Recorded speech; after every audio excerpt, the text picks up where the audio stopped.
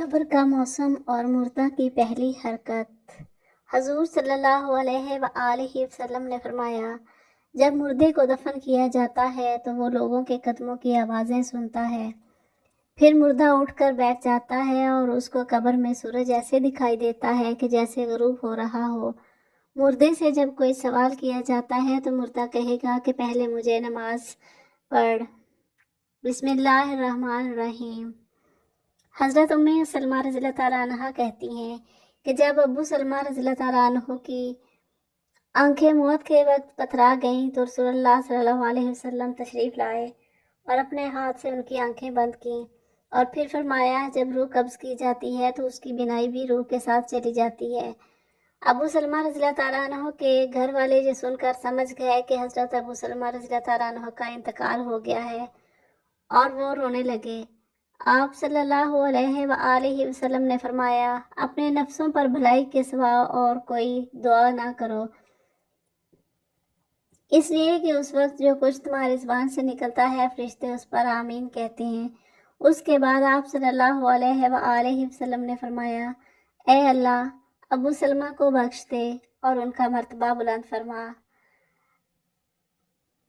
ان لوگوں میں ان کو شامل فرما دے جن کو راہ مستقیم دکھائی گئی ہے، اور ان کی پسماندگی کی کارسازی فرما۔ اور اے تمام جہانوں کے پروردگار، ان کو بخش دے اور ان کی قبر میں کشادگی فرما اور اس کو نور سے منور فرما دے۔ اس حدیث میں نبی کریم صلی اللہ علیہ وآلہ وسلم نے حضرت ابو سلمہ رضی اللہ تعالیٰ عنہ کے لیے قبر کو کشادہ کرنے اور قبر کو نور سے منور کر دینے کی دعا فرمائی۔ ثابت ہوا کہ مومن کی قبر کو اللہ نور سے منور فرما دیتا ہے، اور کافر جب منافق کی قبر ظلمت سے بھر دی جاتی ہے اور اسے تنگ کر دیا جاتا ہے۔ مرنے کے بعد انسان کو سب سے پہلے قبر کے مراحل سے گزرنا پڑتا ہے، اسی لیے نبی صلی اللہ علیہ وآلہ وسلم نے اس کے خوفناک، خطرناک اور سخت حالات سے امت کو آگاہ فرمایا ہے۔ اسی لیے آپ صلی اللہ علیہ وآلہ وسلم نے فرمایا، اگر مجھے اس بات کا ڈر نہ ہوتا کہ تم مردے ہی دفن کرنا چھوڑ دو گے تو میں اللہ تعالیٰ سے دعا کرتا کہ وہ تمہیں بھی عذاب قبر سنا دے جس طرح کہ میں سنتا ہوں۔ صحابہ کرام رضی اللہ تعالیٰ عنہ بھی قبر کے تصور سے لرزہ بر آدم ہو رہتے تھے۔ بے شک رسول اللہ صلی اللہ علیہ وسلم نے ارشاد فرمایا، قبر آخرت کی منزلوں میں سے پہلی منزل ہے، بس جس نے اس منزل سے نجات پائی اس کے بعد کی منزلیں آسان ہوں گی، اور جس نے اس منزل سے نجات حاصل نہ کی اس کے بعد کی منزلیں سخت دشوار ہوں گی۔ رسول اللہ صلی اللہ علیہ وسلم نے ارشاد فرمایا، میں نے کبھی کوئی منظر قبر سے زیادہ سخت نہیں دیکھا۔ حضرت ابو ہریرہ رضی اللہ تعالیٰ عنہ فرماتے ہیں کہ رسول اللہ صلی اللہ علیہ وآلہ وسلم نے فرمایا، مردے کو جب قبر میں ڈال کر لوگ واپس آتے ہیں تو وہ ان کے جوتوں کی آواز سنتا ہے۔ اگر وہ مردہ مومن ہوتا ہے تو نماز اس کے سر کے پاس، روزہ اس کے دائیں جانب، زکوٰۃ اس کے بائیں جانب، اور دوسرے نیک اعمال، صدقات و خیرات، صلہ رحمی اور لوگوں سے اچھا سلوک وغیرہ اس کے پاؤں کے گرد آ جاتے ہیں۔ جب اس کے سر کی طرف سے کوئی آتا ہے تو نماز اس کے قریب آنے سے روکتی ہے، اس کی دائیں جانب سے کوئی آتا ہے تو روزہ اس کو اپنے قریب آنے سے روکتا ہے اور آڑ بن جاتا ہے۔ جب بائیں جانب سے کوئی آتا ہے تو زکوٰۃ راستہ روک لیتی ہے اور اس کو قریب نہیں آنے دیتی۔ جب اس مردے کے پاؤں کی طرف سے کوئی آتا ہے تو اس کے نیک اعمال لوگوں کے ساتھ حسن سلوک وغیرہ آڑے آ جاتے ہیں، پھر اس سے کہا جاتا ہے کہ بیٹھ جاؤ، چنانچہ وہ بیٹھ جاتا ہے۔ اس کو سورج ایسے دکھائی دیتا ہے جیسے غروب ہونے کو ہے، پھر اس سے کہا جاتا ہے کہ تم اس شخص کے بارے میں جو تمہیں مبعوث ہوا تھا کیا کہتے ہو، اس کے متعلق کیا گواہی دیتے ہو؟ وہ کہتا ہے، مجھے ذرا نماز پڑھ لینے دو۔ اسے کہا جاتا ہے کہ تم عنقریب یہ کام کر لوگے، پہلے اس سوال کا جواب تو دو کہ تم اس شخص کے بارے میں جو تمہیں مبعوث ہوا تھا کیا کہتے ہو اور کیا گواہی دیتے ہو؟ وہ کہے گا، یہ محمد صلی اللہ علیہ وآلہ وسلم ہیں اور میں گواہی دیتا ہوں کہ وہ اللہ کے رسول ہیں، اللہ تعالیٰ کے پاس سے دین حق لے کر آئے۔ اس سے کہا جائے گا، اس بات پر تم زندہ رہے اور اسی پر تمہاری موت آئی، اور انشاءاللہ اسی امر پر تم زندہ کر کے اٹھائے جاؤ گے۔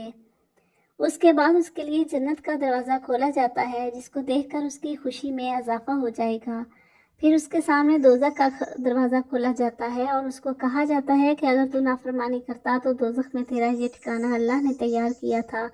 اس کو دیکھ کر اس کی خوشی اور شک میں اضافہ ہو جاتا ہے اور اس کے لیے قبر 70 ہاتھ کشادہ کر دی جاتی ہے اور منور کر دی جاتی ہے اور دوبارہ اس کا جسم پہلی حالت میں لوٹا دیا جاتا ہے اور اس کی روح کو عمدہ اور پاکیزہ خوشبو میں رکھ کر دیا جاتا ہے۔ یعنی ان پرندوں کے پیٹ میں جو جنت کے درختوں پر چڑھتے پھرتے ہیں، اس آیت مبارکہ کا یہی مفہوم ہے۔ فرمایا کافروں کا یہ حال ہوتا ہے کہ جب کوئی اس کے سر کی طرف آتا ہے تو وہاں کچھ بھی نہیں ہوتا، بائیں جانب سے آتا ہے تو اس طرف سے بھی کوئی چیز موجود نہیں ہوتی، اس کے پاؤں کی طرف سے آتا ہے تو اس جانب بھی کچھ نہیں ہوتا۔ اس کو کہا جاتا ہے کہ بیٹھ جاؤ، بس وہ خوف زدہ اور سہمے ہوئے بیٹھا ہے۔ اس سے کہا جاتا ہے جس شخص کون ہے جو تم میں بھیجے گئے تھے، اسے ان کا نام نہیں سوجے گا، جہاں تک اس کو بتایا جائے گا کہ محمد صلی اللہ علیہ وآلہ وسلم ہیں تو وہ کہے گا کہ مجھے نہیں معلوم، لوگوں کو کچھ کہتے ہوئے میں نے سنا تھا، چنانچہ میں نے بھی اسے ان کی طرح کہہ دیا تھا۔ اسے کہا جاتا ہے کہ تو اسی بات پر زندہ رہا، اسی بات پر تجھے موت آئی اور انشاءاللہ اسی حالت میں دوبارہ زندہ ہوگا۔ پھر اس کے لیے دوزخ کا دروازہ کھولا جاتا ہے اور اسے کہا جاتا ہے کہ دوزخ میں یہ تیرا ٹھکانہ ہے۔ اس کو دیکھ اس کی حسرت اور ہلاکت میں اضافہ ہو جاتا ہے۔ پھر جنت کا دروازہ کھولا جاتا ہے اور اسے کہا جاتا ہے کہ اگر تو فرمانبرداری کرتا تو جنت میں ٹھکانہ اللہ تعالیٰ نے تیرے لیے تیار کیا۔ اس کو دیکھ کر اس کی حسرت اور ہلاکت اور بھی بڑھ جاتی ہے۔ پھر اس کی قبر اس قدر تنگ کر دی جاتی ہے کہ ادھر کی پسلیاں ادھر نکل جاتی ہیں۔ اللہ تعالیٰ فرماتا ہے کہ جو شخص میری اس نصیحت سے اعتراض کرے گا تو اس کے لیے تنگی کا جینا ہوگا۔ اللہ اکبر۔ اللہ تعالیٰ سے دعا ہے کہ وہ ہمیں عذاب قبر سے محفوظ فرما کر نبی کریم صلی اللہ علیہ وآلہ وسلم کی شفاعت نصیب فرمائے اور ہمیں نبی پاک اور ان کی آل پاک سے سچی اور پکی محبت عطا فرمائے۔ آمین ثم آمین۔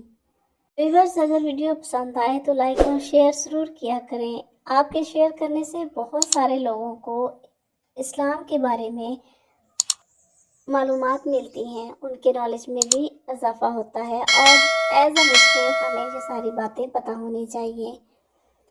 تو اگر چینل پر نئے ہیں تو چینل کو سبسکرائب بھی ضرور کریں اور ساتھ ساتھ بیل آئیکن کو بھی پریس کریں تاکہ ہر آنے والی ویڈیو آپ تک پہنچ سکے۔ تو ملتے ہیں نیکسٹ ویڈیو میں، تب تک کے لیے اللہ حافظ۔